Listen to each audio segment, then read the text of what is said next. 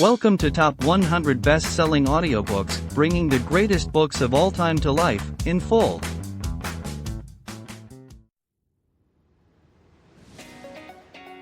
Hello dear listener. If you're here, it's probably because you're as passionate about books and the knowledge and wisdom they bring as we are. So you might also want to own this book or any other from this podcast in physical form, either to add to your personal library or to gift it to a friend. That's why we've included a link in the description, where you can get it at a discount and with shipping to almost anywhere in the world. Also, if you make your purchase through these links, the editors of this podcast will receive a small commission, which helps support us in continuing to upload more and more audiobooks for free. Let's make the world a better place through books, together. Pigeon Publishing House presents Rip Van Winkle. Author, Washington Irving. Preface. In the gentle valleys and shadowed mountains of early America, Rip Van Winkle emerges as more than a simple tale. It is a dreamlike reflection on change, time, and the restless spirit of a young nation. Washington Irving, one of the first American authors to gain international acclaim, wove this story in 1819, giving voice to the folklore of the Hudson River and capturing the fading echoes of a colonial world meeting modernity. Through humor, nostalgia, and poetic melancholy, Irving invites the reader to walk the thin line between myth and history. Rip Van Winkle is not merely the story of a man who slept for 20 years, it is the awakening of America itself, finding that the world has moved on while its dreamers still linger in the woods. This timeless story endures as a mirror for all generations, a gentle reminder that change is inevitable, but the wonder of imagination is eternal. Rip Van Winkle.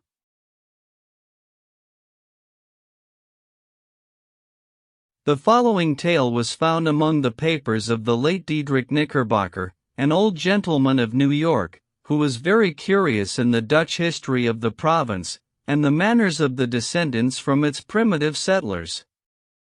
His historical researches, however, did not lie so much among books, as among men, for the former are lamentably scanty on his favorite topics, whereas he found the old burghers, and still more, their wives, rich in that legendary lore so invaluable to true history. Whenever, therefore, he happened upon a genuine Dutch family, snugly shut up in its low-roofed farmhouse, under a spreading sycamore, he looked upon it as a little clasped volume of black letter, and studied it with the zeal of a bookworm. The result of all these researches was a history of the province, during the reign of the Dutch governors, which he published some years since. There have been various opinions as to the literary character of his work and, to tell the truth, it is not a whit better than it should be. Its chief merit is its scrupulous accuracy, which indeed was a little questioned on its first appearance, but has since been completely established, and it is now admitted into all historical collections as a book of unquestionable authority. The old gentleman died shortly after the publication of his work, and now that he is dead and gone, it cannot do much harm to his memory to say that his time might have been much better employed in weightier labors. He, however, was apt to write his hobby his own way, and though it did now and then kick up the dust a little in the eyes of his neighbors, and grieve the spirit of some friends for whom he felt the truest deference and affection, yet his errors and follies are remembered more in sorrow than in anger, and it begins to be suspected that he never intended to injure or offend. But however his memory may be appreciated by critics, it is still held dear by many folk whose good opinion is well worth having, particularly by certain biscuit bakers, who have gone so far as to imprint his likeness on their New Year cakes, and have thus given him a chance for immortality, almost equal to being stamped on a Waterloo medal, or a Queen Anne's farthing. A posthumous writing of Diedrich Knickerbocker. By Woden, god of Saxons, from whence comes Wednesday, that is Woden's day, truth is a thing that ever I will keep unto Thilke day in which I creep into my sepulchre. Cartwright. Rip Van Winkle. Whoever has made a voyage up the Hudson must remember the Catskill Mountains. They are a dismembered branch of the great Appalachian family, and are seen away to the west of the river, swelling up to noble height and lording it over the surrounding country. Every change of season, every change of weather, indeed every hour of the day, produces some change in the magical hues and shapes of these mountains, and they are regarded by all the good wives far and near as perfect barometers. When the weather is fair and settled, they are clothed in blue and purple, and print their bold outlines on the clear evening sky, but sometimes, when the rest of the landscape is cloudless, they will gather a hood of gray vapors about their summits, which, in the last rays of the setting sun, will glow and light up like a crown of glory. At the foot of these fairy mountains the voyager may have descried the light smoke curling up from a village, whose shingle roofs gleam among the trees, just where the blue tints of the upland melt away into the fresh green of the nearer landscape. It is a little village of great antiquity, having been founded by some of the Dutch colonists in the early times of the province, just about the beginning of the government of the good Peter Stuyvesant, may he rest in peace, and there were some of the houses of the original settlers standing within a few years, built of small yellow bricks brought from Holland, having latticed windows and gable fronts, surmounted with weathercocks. In that same village, and in one of these very houses, which to tell the precise truth was sadly time-worn and weather-beaten, there lived many years since, while the country was yet a province of Great Britain, a simple good-natured fellow of the name of Rip Van Winkle. He was a descendant of the Van Winkles who figured so gallantly in the chivalrous days of Peter Stuyvesant, and accompanied him to the siege of Fort Christina. He inherited, however, but little of the martial character of his ancestors. I have observed that he was a simple good-natured man. He was moreover a kind neighbor, and an obedient, henpecked husband. Indeed, to the latter circumstance might be owing that meekness of spirit which gained him such universal popularity, for those men are most apt to be obsequious and conciliating abroad, who are under the discipline of shrews at home. Their tempers doubtless are rendered pliant and malleable in the fiery furnace of domestic tribulation, and a curtain lecture is worth all the sermons in the world for teaching the virtues of patience and long-suffering. A termagant wife may therefore in some respects be considered a tolerable blessing, and if so, Rip Van Winkle was thrice blessed. Certain it is that he was a great favorite among all the good wives of the village, who, as usual with the amiable sex, took his part in all family squabbles, and never failed, whenever they talked those matters over in their evening gossipings, to lay all the blame on Dame Van Winkle. The children of the village too would shout with joy whenever he approached. He assisted at their sports, made their playthings, taught them to fly kites and shoot marbles, and told them long stories of ghosts, witches, and Indians.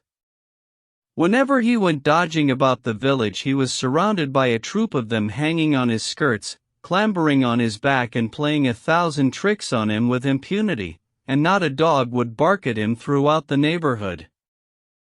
The great error in Rip's composition was an insuperable aversion to all kinds of profitable labor.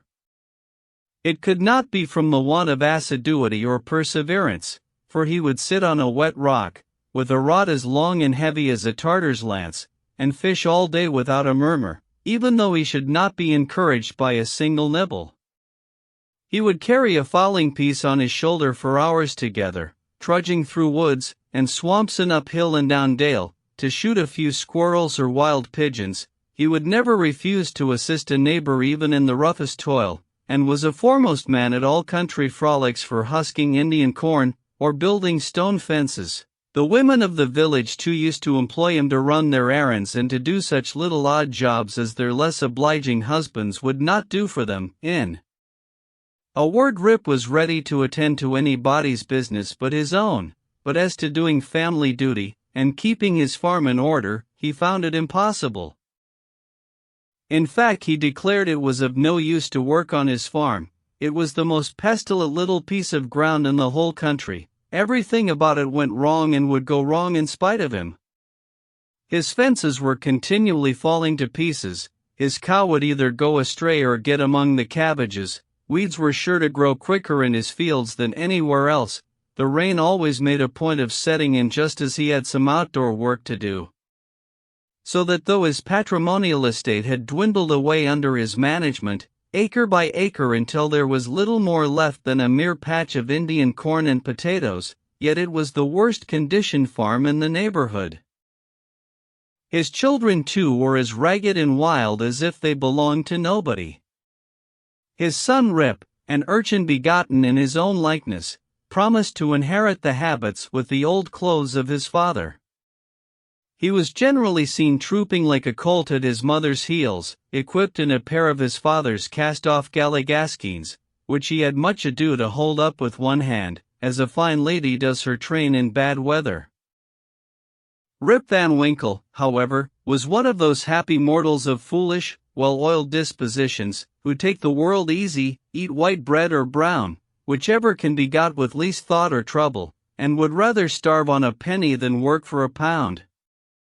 If left to himself, he would have whistled life away in perfect contentment, but his wife kept continually dinning in his ears about his idleness, his carelessness, and the ruin he was bringing on his family. Morning, noon, and night her tongue was incessantly going, and everything he said or did was sure to produce a torrent of household eloquence. Rip had but one way of replying to all lectures of the kind, and that by frequent use had grown into a habit. He shrugged his shoulders, shook his head, cast up his eyes, but said nothing. This, however, always provoked a fresh volley from his wife, so that he was fain to draw off his forces and take to the outside of the house, the only side which in truth belongs to a henpecked husband.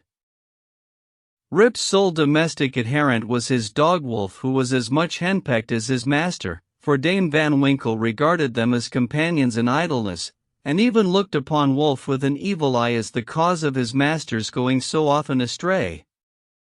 True it is, in all points of spirit befitting an honorable dog, he was as courageous an animal as ever scoured the woods, but what courage can withstand the ever-during and all-besetting terrors of a woman's tongue? The moment Wolf entered the house his crest fell, his tail drooped to the ground or curled between his legs, he sneaked about with a gallows air, casting many a sidelong glance at Dame Van Winkle, and at the least flourish of a broomstick or ladle he would fly to the door with yelping precipitation. Times grew worse and worse with Rip Van Winkle as years of matrimony rolled on. A tart temper never mellows with age, and a sharp tongue is the only edged tool that grows keener with constant use. For a long while he used to console himself when driven from home, by frequenting a kind of perpetual club of the sages, philosophers, and other idle personages of the village, which held its sessions on a bench before a small inn, designated by a rubicund portrait of His Majesty George III. Here they used to sit in the shade, through a long lazy summer's day, talking listlessly over village gossip, or telling endless sleepy stories about nothing. But it would have been worth any statesman's money to have heard the profound discussions that sometimes took place, when by chance an old newspaper fell into their hands from some passing traveler. How solemnly they would listen to the contents as drawled out by Derrick Van Bummel the schoolmaster, a dapper, learned little man, who was not to be daunted by the most gigantic word in the dictionary, and how sagely they would deliberate upon public events some months after they had taken place. The opinions of this junto were completely controlled by Nicholas Vedder, a patriarch of the village, and landlord of the inn, at the door of which he took his seat from morning till night, just moving sufficiently to avoid the sun and keep in the shade of a large tree, so that the neighbors could tell the hour by his movements as accurately as by a sundial. It is true he was rarely heard to speak, but smoked his pipe incessantly. His adherents, however, for every great man has his adherents, perfectly understood him and knew how to gather his opinions. When anything that was read or related displeased him, he was observed to smoke his pipe vehemently and to send forth short, frequent and angry puffs, but when pleased he would inhale the smoke slowly and tranquilly and emit it in light and placid clouds, and sometimes taking the pipe from his mouth and letting the fragrant vapor curl about his nose, would gravely nod his head in token of perfect approbation. From even this stronghold the unlucky Rip was at length routed by his termagant wife, who would suddenly break in upon the tranquillity of the assemblage and call the members all to naught, nor was that august personage Nicholas Vedder himself sacred from the daring tongue of this terrible virago, who charged him outright with encouraging her husband in habits of idleness.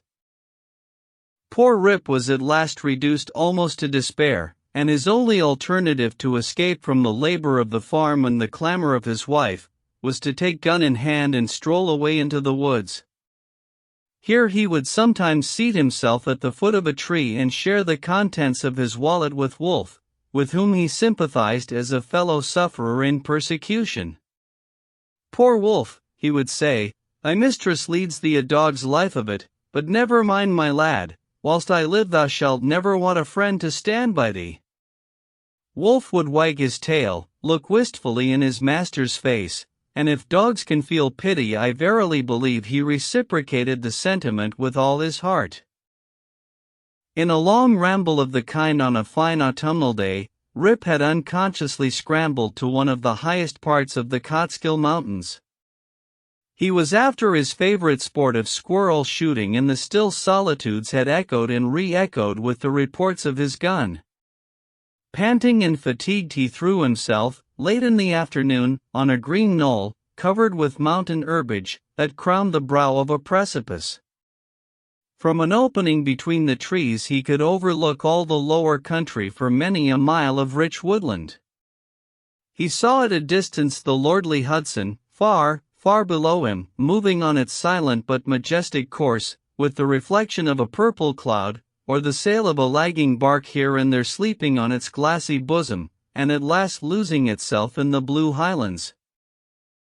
On the other side he looked down into a deep mountain glen, wild, lonely and shagged, the bottom filled with fragments from the impending cliffs and scarcely lighted by the reflected rays of the setting sun.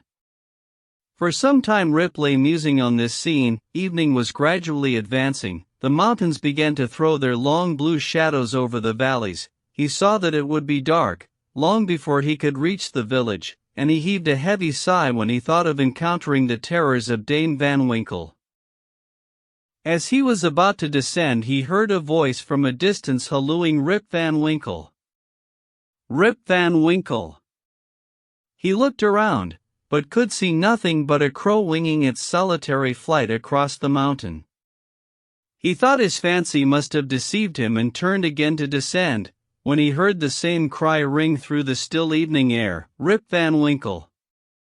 Rip Van Winkle!" At the same time Wolf bristled up his back and, giving a low growl, skulked to his master's side, looking fearfully down into the glen. Rip now felt a vague apprehension stealing over him. He looked anxiously in the same direction and perceived a strange figure slowly toiling up the rocks and bending under the weight of something he carried on his back. He was surprised to see any human being in this lonely and unfrequented place, but supposing it to be someone of the neighborhood in need of his assistance, he hastened down to yield it. On nearer approach he was still more surprised at the singularity of the stranger's appearance. He was a short, square-built old fellow, with thick bushy hair and a grizzled beard. His dress was of the antique Dutch fashion, a cloth jerkin strapped round the waist, several pair of breeches, the outer one of ample volume decorated with rows of buttons down the sides and bunches at the knees. He bore on his shoulder a stout keg that seemed full of liquor, and made signs for Rip to approach and assist him with the load. Though rather shy and distrustful of this new acquaintance, Rip complied with his usual alacrity, and mutually relieving each other they clambered up a narrow gully, apparently the dry bed of a mountain torrent. As they ascended, Rip every now and then heard long rolling peals like distant thunder, that seemed to issue out of a deep ravine or rather cleft between lofty rocks, toward which their rugged path conducted. He paused for an instant, but supposing it to be the muttering of one of those transient thunder showers which often take place in mountain heights, he proceeded. Passing through the ravine, they came to a hollow like a small amphitheater, surrounded by perpendicular precipices, over the brinks of which impending trees shot their branches, so that you only caught glimpses of the azure sky and the bright evening cloud. During the whole time Rip and his companion had labored on in silence, for though the former marveled greatly what could be the object of carrying a keg of liquor up this wild mountain, yet there was something strange and incomprehensible about the unknown, that inspired awe and checked familiarity. On entering the amphitheater, new objects of wonder presented themselves. On a level spot in the center was a company of odd-looking personages playing at ninepins. They were dressed in a quaint outlandish fashion, some wore short doublets, others jerkins with long knives in their belts, and most of them had enormous breeches of similar style with that of the guides. Their visages too were peculiar. One had a large head, broad face, and small piggish eyes. The face of another seemed to consist entirely of nose, and was surmounted by a white sugarloaf hat, set off with a little red cock's tail. They all had beards of various shapes and colors. There was one who seemed to be the commander. He was a stout old gentleman, with a weather-beaten countenance. He wore a lace doublet, broad belt and hanger, high crown hat and feather, red stockings, and high-heeled shoes with roses in them. The whole group reminded Rip of the figures in an old Flemish painting, in the parlor of Dominee van Schaik the village parson, and which had been brought over from Holland at the time of the settlement. What seemed particularly odd to Rip was, that though these folks were evidently amusing themselves, yet they maintained the gravest faces, the most mysterious silence, and were, withal, the most melancholy party of pleasure he had ever witnessed. Nothing interrupted the stillness of the scene, but the noise of the balls, which, whenever they were rolled, echoed along the mountains like rumbling peals of thunder. As Rip and his companion approached them, they suddenly desisted from their play and stared at him with such fixed statue-like gaze, and such strange uncouth, lack-luster countenances, that his heart turned within him, and his knees smote together. His companion now emptied the contents of the keg into large flagons and made signs to him to wait upon the company. He obeyed with fear and trembling. They quaffed the liquor in profound silence and then returned to their game. By degree Rip's awe and apprehension subsided. He even ventured, when no eye was fixed upon him, to taste the beverage, which he found had much of the flavor of excellent Hollands. He was naturally a thirsty soul and was soon tempted to repeat the draught. One taste provoked another, and he reiterated his visits to the flagon so often that at length his senses were overpowered, his eyes swam in his head gradually declined, and he fell into a deep sleep. On awaking he found himself on the green knoll from whence he had first seen the old man of the glen. He rubbed his eyes. It was a bright, sunny morning. The birds were hopping and twittering among the bushes, and the eagle was wheeling aloft and breasting the pure mountain breeze. Surely, thought Rip, I have not slept here all night. He recalled the occurrences before he fell asleep. The strange man with a keg of liquor, the mountain ravine, the wild retreat among the rocks, the woebegone party at ninepins, the flagon. That flagon! That wicked flagon, thought Rip. What excuse shall I make to Dame Van Winkle? He looked round for his gun, but in place of the clean well-oiled fowling piece he found an old firelock lying by him, the barrel encrusted with rust, the lock falling off and the stock-worm eaten. He now suspected that the grave roysters of the mountain had put a trick upon him, and having dosed him with liquor, had robbed him of his gun. Wolf too had disappeared, but he might have strayed away after a squirrel or partridge. He whistled after him and shouted his name, but all in vain. The echoes repeated his whistle and shout, but no dog was to be seen. He determined to revisit the scene of the last evening's gamble, and if he met with any of the party, to demand his dog and gun. As he arose to walk, he found himself stiff in the joints and wanting in his usual activity. "These mountain beds do not agree with me," thought Rip, "and if this frolic should lay me up with a fit of the rheumatism, I shall have a blessed time with Dame Van Winkle." With some difficulty he got down into the glen. He found the gully up which he and his companion had ascended the preceding evening, but to his astonishment a mountain stream was now foaming down it, leaping from rock to rock, and filling the glen with babbling murmurs. He, however, made shift to scramble up its sides, working his toilsome way through thickets of birch, sassafras, and witch hazel, and sometimes tripped up or entangled by the wild grapevines that twisted their coils and tendrils from tree to tree, and spread a kind of network in his path. At length he reached to where the ravine had opened through the cliffs, to the amphitheater, but no traces of such opening remained. The rocks presented a high impenetrable wall over which the torrent came tumbling in a sheet of feathery foam, and fell into a broad deep basin black from the shadows of the surrounding forest. Here then poor Rip was brought to a stand. He again called and whistled after his dog. He was only answered by the cawing of a flock of idle crows, sporting high in air about a dry tree that overhung a sunny precipice, and who, secure in their elevation, seemed to look down and scoff at the poor man's perplexities. What was to be done? The morning was passing away and Rip felt famished for want of his breakfast. He grieved to give up his dog and gun. He dreaded to meet his wife, but it would not do to starve among the mountains. He shook his head, shouldered the rusty firelock, and with a heart full of trouble and anxiety, turned his steps homeward. As he approached the village he met a number of people, but none whom he knew, which somewhat surprised him, for he had thought himself acquainted with everyone in the country round. Their dress too was of a different fashion from that to which he was accustomed. They all stared at him with equal marks of surprise, and whenever they cast their eyes upon him, invariably stroked their chins. The constant recurrence of this gesture induced Rip involuntarily to do the same, when to his astonishment he found his beard had grown a foot long. He had now entered the skirts of the village. A troop of strange children ran at his heels, hooting after him and pointing at his gray beard. The dogs too, not one of which he recognized for an old acquaintance, barked at him as he passed. The very village was altered. It was larger and more populous.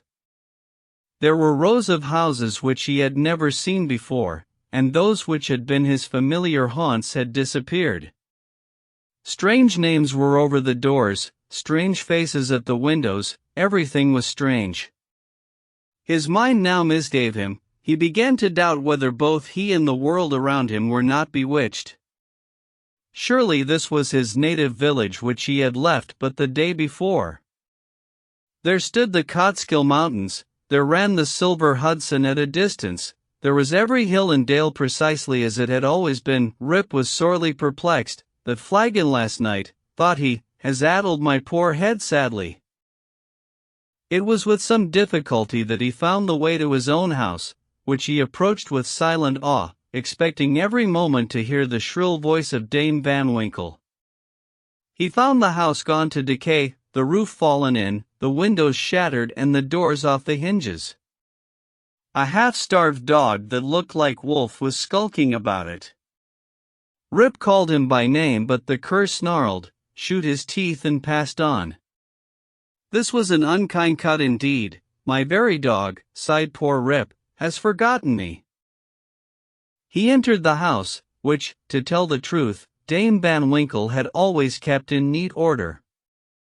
It was empty, forlorn, and apparently abandoned. This desolateness overcame all his connubial fears. He called loudly for his wife and children. The lonely chambers rung for a moment with his voice, and then all again was silence. He now hurried forth and hastened to his old resort, the village inn, but it too was gone. A large, rickety wooden building stood in its place, with great gaping windows, some of them broken, and mended with old hats and petticoats. and over the door was printed "The Union Hotel," by Jonathan Doolittle. Instead of the great tree that used to shelter the quiet little Dutchen of yore, there now was reared a tall naked pole with something on top that looked like a red nightcap, and from it was fluttering a flag on which was a singular assemblage of stars and stripes. All this was strange and incomprehensible. He recognized on the sign, however, the ruby face of King George under which he had smoked so many a peaceful pipe, but even this was singularly metamorphosed. The red coat was changed for one of blue and buff, a sword was held in the hand instead of a scepter, the head was decorated with a cocked hat, and underneath was printed in large characters "General Washington." There was as usual a crowd of folk about the door, but none that Rip recollected. The very character of the people seemed changed. There was a busy, bustling, disputatious tone about it, instead of the accustomed phlegm and drowsy tranquility. He looked in vain for the sage Nicholas Vedder with his broad face, double chin, and fair long pipe, uttering clouds of tobacco smoke instead of idle speeches. Or Van Bummel the schoolmaster doling forth the contents of an ancient newspaper. In place of these a lean bilious-looking fellow with his pockets full of handbills was haranguing vehemently about rights of citizens, elections, members of Congress, liberty, Bunker's Hill, heroes of '76, and other words which were a perfect Babylonish jargon to the bewildered Van Winkle. The appearance of Rip with his long grizzled beard, his rusty fowling-piece, his uncouth dress, and an army of women and children at his heels soon attracted the attention of the tavern politicians. They crowded around him, eyeing him from head to foot, with great curiosity. The orator bustled up to him, and drawing him partly aside, inquired on which side he voted. Rip stared in vacant stupidity. Another short but busy little fellow pulled him by the arm and, rising on tiptoe, inquired in his ear whether he was Federal or Democrat. Rip was equally at a loss to comprehend the question, when a knowing, self-important old gentleman in a sharp cocked hat made his way through the crowd, putting them to the right and left with his elbows as he passed, and planting himself before Van Winkle, with one arm akimbo, the other resting on his cane, his keen eyes and sharp hat penetrating as it were into his very soul, demanded in an austere tone, what brought him to the election with a gun on his shoulder and a mob at his heels, and whether he meant to breed a riot in the village? "Alas, gentlemen," cried Rip, somewhat dismayed, "I am a poor quiet man, a native of the place, and a loyal subject of the king, God bless him." Here a general shout burst from the bystanders, "A Tory! A Tory! A spy! A refugee! Hustle him! Away with him!" It was with great difficulty that the self-important man in the cocked hat restored order, and having assumed a tenfold austerity of brow, demanded again of the unknown culprit what he came there for and whom he was seeking. The poor man humbly assured him that he meant no harm, but merely came there in search of some of his neighbors, who used to keep about the tavern. "Well, who are they? Name them." Rip bethought himself a moment and inquired, "Where's Nicholas Vedder?" There was a silence for a little while, when an old man replied, in a thin, piping voice, "Nicholas Vedder? Why, he is dead and gone these 18 years. There was a wooden tombstone in the churchyard that used to tell all about him, but that's rotted and gone too." "Where's Bram Dutcher?" "Oh, he went off to the army in the beginning of the war. Some say he was killed at the storming of Stony Point, others say he was drowned in a squall at the foot of Antony's Nose. I don't know, he never came back again." "Where's Van Bummel the schoolmaster?" "He went off to the wars too, was a great militia general, and is now in Congress." Rip's heart died away at hearing of these sad changes in his home and friends, and finding himself thus alone in the world, every answer puzzled him too by treating of such enormous lapses of time and of matters which he could not understand. War, Congress, Stony Point. He had no courage to ask after any more friends, but cried out in despair, "Does nobody here know Rip Van Winkle?" "Oh, Rip Van Winkle," exclaimed 2 or 3, "oh, to be sure. That's Rip Van Winkle, yonder, leaning against the tree." Rip looked and beheld a precise counterpart of himself, as he went up the mountain, apparently as lazy and certainly as ragged. The poor fellow was now completely confounded. He doubted his own identity, and whether he was himself or another man. In the midst of his bewilderment, the man in the cocked hat demanded who he was. What was his name? "God knows," exclaimed he, at his wit's end. "I'm not myself. I'm somebody else. That's me yonder. No, that's somebody else got into my shoes. I was myself last night, but I fell asleep on the mountain, and they've changed my gun, and everything's changed, and I'm changed, and I can't tell what's my name, or who I am." The bystanders began now to look at each other, nod, wink significantly, and tap their fingers against their foreheads. There was a whisper also about securing the gun, and keeping the old fellow from doing mischief, at the very suggestion of which, the self-important man in the cocked hat retired with some precipitation. At this critical moment a fresh likely-looking woman pressed through the throng to get a peep at the graybeard man. She had a chubby child in her arms, which, frightened at his looks, began to cry. "Hush, Rip," cried she, "hush, you little fool, the old man won't hurt you." The name of the child, the air of the mother, the tone of her voice all awakened a train of recollections in his mind. "What is your name, my good woman?" asked he. "Judith Gardenia." "And your father's name?" "Ah, poor man, Rip Van Winkle was his name, but it's 20 years since he went away from home with his gun and never has been heard of since. His dog came home without him, but whether he shot himself, or was carried away by the Indians, nobody can tell. I was then but a little girl." Rip had but one question more to ask, but he put it with a faltering voice. "Where's your mother?" "Oh, she too had died but a short time since. She broke a blood vessel in a fit of passion at a New England peddler." There was a drop of comfort at least in this intelligence. The honest man could contain himself no longer. He caught his daughter and her child in his arms. "I am your father," cried he, "young Rip Van Winkle once, old Rip Van Winkle now. Does nobody know poor Rip Van Winkle?" All stood amazed, until an old woman tottering out from among the crowd put her hand to her brow and, peering under it in his face for a moment, exclaimed, "Sure enough! It is Rip Van Winkle, it is himself. Welcome home again, old neighbor. Why, where have you been these 20 long years?" Rip's story was soon told, for the whole 20 years had been to him but as one night.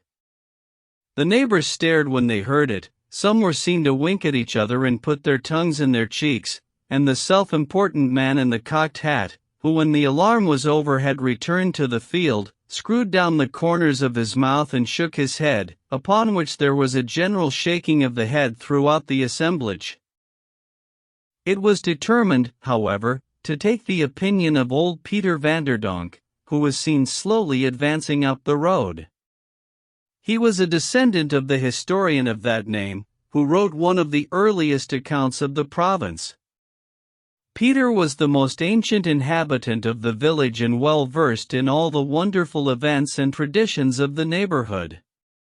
He recollected Rip at once, and corroborated his story in the most satisfactory manner. He assured the company that it was a fact handed down from his ancestor the historian, that the Catskill Mountains had always been haunted by strange beings. That it was affirmed that the great Hendrik Hudson, the first discoverer of the river and country, kept a kind of vigil there every 20 years, with his crew of the Half Moon, being permitted in this way to revisit the scenes of his enterprise and keep a guardian eye upon the river and the great city called by his name. That his father had once seen them in their old Dutch dresses playing at ninepins in a hollow of the mountain, and that he himself had heard one summer afternoon the sound of their balls, like distant peals of thunder. To make a long story short, the company broke up, and returned to the more important concerns of the election. Rip's daughter took him home to live with her. She had a snug, well-furnished house, and a stout, cheery farmer for a husband whom Rip recollected for one of the urchins that used to climb upon his back. As to Rip's son and heir, who was the ditto of himself seen leaning against the tree, he was employed to work on the farm, but evinced an hereditary disposition to attend to anything else but his business. Rip now resumed his old walks and habits. He soon found many of his former cronies, though all rather the worse for the wear and tear of time, and preferred making friends among the rising generation, with whom he soon grew into great favor.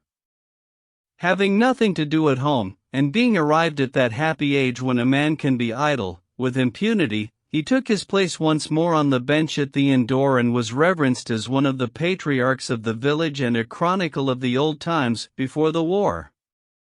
It was some time before he could get into the regular track of gossip, or could be made to comprehend the strange events that had taken place during his torpor. How that there had been a revolutionary war, that the country had thrown off the yoke of old England, and that instead of being a subject of His Majesty George III, he was now a free citizen of the United States. Rip, in fact, was no politician. The changes of states and empires made but little impression on him, but there was one species of despotism under which he had long groaned, and that was petticoat government. Happily that was at an end. He had got his neck out of the yoke of matrimony, and could go in and out whenever he pleased without dreading the tyranny of Dame Van Winkle. Whenever her name was mentioned, however, he shook his head, shrugged his shoulders and cast up his eyes, which might pass either for an expression of resignation to his fate or joy at his deliverance. He used to tell his story to every stranger that arrived at Mr. Doolittle's hotel. He was observed at first to vary on some points, every time he told it, which was doubtless owing to his having so recently awaked. It at last settled down precisely to the tale I have related, and not a man, woman, or child in the neighborhood but knew it by heart. Some always pretended to doubt the reality of it, and insisted that Rip had been out of his head, and that this was one point on which he always remained flighty. The old Dutch inhabitants, however, almost universally gave it full credit. Even to this day they never hear a thunderstorm of a summer afternoon about the Catskill, but they say Hendrik Hudson and his crew are at their game of ninepins, and it is a common wish of all henpecked husbands in the neighborhood, when life hangs heavy on their hands, that they might have a quieting draught out of Rip Van Winkle's flagon. Note: the foregoing tale one would suspect had been suggested to Mr. Knickerbocker by a little German superstition about the Emperor Frederick der Rothbart and the Kipphauser Mountain. The subjoined note, however, which he had appended to the tale, shews that it is an absolute fact, narrated with his usual fidelity. The story of Rip Van Winkle may seem incredible to many, but nevertheless I give it my full belief, for I know the vicinity of our old Dutch settlements to have been very subject to marvelous events and appearances. Indeed, I have heard many stranger stories than this, in the villages along the Hudson, all of which were too well authenticated to admit of a doubt. I have even talked with Rip Van Winkle myself, who when last I saw him was a very venerable old man and so perfectly rational and consistent on every other point, that I think no conscientious person could refuse to take this into the bargain. Nay, I have seen a certificate on the subject taken before a country justice and signed with a cross in the justice's own handwriting. The story therefore is beyond the possibility of doubt. D.K. Postscript. The following are traveling notes from a memorandum book of Mr. Knickerbocker. The Cotsberg or Catskill Mountains have always been a region full of fable. The Indians considered them the abode of spirits who influenced the weather, spreading sunshine or clouds over the landscape and sending good or bad hunting seasons. They were ruled by an old squaw spirit, said to be their mother. She dwelt on the highest peak of the Catskills and had charge of the doors of day and night to open and shut them at the proper hour. She hung up the new moons in the skies and cut up the old ones into stars. In times of drought, if properly propitiated, she would spin light summer clouds out of cobwebs and morning dew, and send them off, from the crest of the mountain, flake after flake, like flakes of carded cotton to float in the air, until, dissolved by the heat of the sun, they would fall in gentle showers, causing the grass to spring, the fruits to ripen and the corn to grow an inch an hour. If displeased, however, she would brew up clouds black as ink, sitting in the midst of them like a bottle-bellied spider in the midst of its web, and when these clouds broke, woe betide the valleys. In old times, say the Indian traditions, there was a kind of Manitou or spirit, who kept about the wildest recesses of the Catskill Mountains, and took a mischievous pleasure in wreaking all kinds of evils and vexations upon the red men. Sometimes he would assume the form of a bear, a panther, or a deer, lead the bewildered hunter a weary chase through tangled forests and among rugged rocks, and then spring off with a loud ho! Oh! Leaving him aghast on the brink of a beetling precipice or raging torrent. The favorite abode of this Manitou is still shown. It is a great rock or cliff in the loneliest part of the mountains, and, from the flowering vines which clamber about it, and the wild flowers which abound in its neighborhood, is known by the name of the Garden Rock. Near the foot of it is a small lake, the haunt of the solitary bittern, with water snakes basking in the sun on the leaves of the pond lilies which lie on the surface. This place was held in great awe by the Indians, insomuch that the boldest hunter would not pursue his game within its precincts. Once upon a time, however, a hunter who had lost his way penetrated to the Garden Rock, where he beheld a number of gourds placed in the crotches of trees. One of these he seized and made off with it, but in the hurry of his retreat he let it fall among the rocks, when a great stream gushed forth which washed him away and swept him down precipices where he was dashed to pieces, and the stream made its way to the Hudson and continues to flow to the present day, being the identical stream known by the name of the Catskill. Finus. About the author. Washington Irving, 1783 to 1859. Washington Irving stands as one of the founding voices of American literature, an author whose imagination helped define the young nation's literary identity. Born in New York City at the close of the Revolutionary War, Irving grew up in a world still finding its cultural footing. His stories, rich with humor, nostalgia, and folklore, bridged the gap between Old World tradition and New World creativity. Best known for timeless tales such as The Legend of Sleepy Hollow and Rip Van Winkle, Irving introduced readers around the world to the mystic charm of the Hudson Valley and the vibrant character of early America. His works blended European romanticism with uniquely American themes, capturing both the beauty of the landscape and the contradictions of progress. Beyond fiction, Irving was also a diplomat, historian, and essayist. He served as U.S. ambassador to Spain and wrote influential biographies of Christopher Columbus, George Washington, and Muhammad. Yet it was his gift for storytelling, his ability to transform the ordinary into the legendary, that earned him a permanent place in literary history. Today, Washington Irving is remembered not only as America's first great man of letters but also as the dreamer who taught the world that American folklore could echo with the power of myth. This audiobook was produced by Pigeon Publishing House. Dedicated to the preservation of timeless literature. Copyright 2025, Pigeon Publishing House. All rights reserved to the narration and audio production.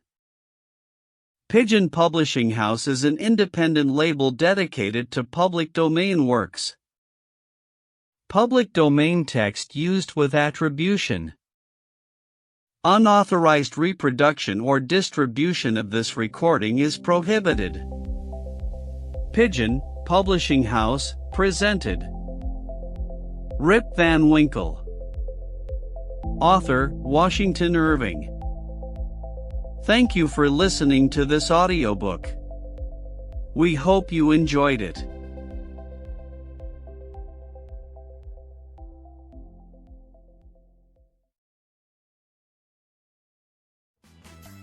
If you enjoyed this classic, follow the show and leave a quick review, and join us every Tuesday and Thursday for more timeless stories.